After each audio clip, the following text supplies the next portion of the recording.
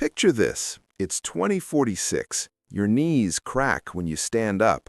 Coffee costs $17, and your savings account proudly earned nothing. Welcome to the future of people who didn't invest. Here's the wild part. Only about 62% of American adults own stocks.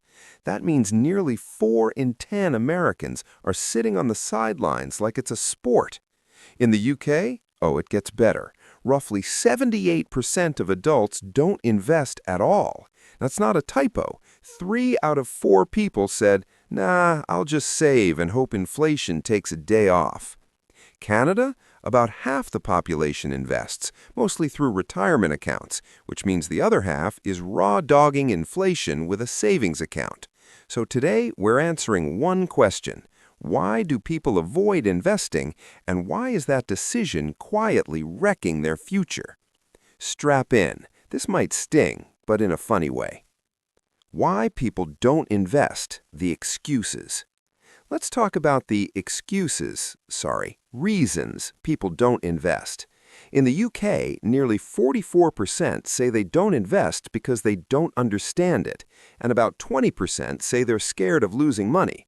Translation, I'd rather lose slowly to inflation than risk learning something new.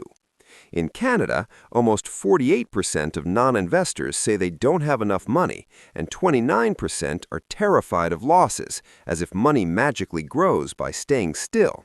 And in the US, nearly 45% of Americans say they regret not investing earlier, which is financial code for "I knew better and still didn't do it." People treat investing like skydiving without a parachute, when in reality, long-term investing is more like taking the elevator, slowly, with snacks. Why it feels hard, the real problem. Here's the truth nobody tells you. Investing isn't hard, your brain just hates uncertainty. Your brain is wired to feel losses twice as hard as gains. A 5% dip feels like betrayal. A 20-year upward trend? Completely ignored. You check your portfolio once and suddenly you're questioning your entire existence. Quick pause. If you're enjoying this and don't want to make the same money mistakes everyone else makes, hit subscribe. This channel is about money that actually works, escaping financial autopilot, and not being broke on hard mode. All right, back to roasting bad financial decisions. Saving versus investing, the illusion. Saving feels safe, investing feels risky, but here's the plot twist. Inflation is the real risk. Cash loses value quietly, like a thief that steals so slowly you don't notice until it's gone. In many countries, people are culturally trained to save, not invest, especially in the UK, where investing feels like gambling, while saving feels responsible. But over decades, broad markets have historically beaten inflation. Doing nothing just feels safer until you do the math. So why invest in 2026? Because inflation still exists. Living costs aren't coming down magically. Investing is easier than ever. Low fees, ETFs, fractional shares, and time is still your biggest advantage.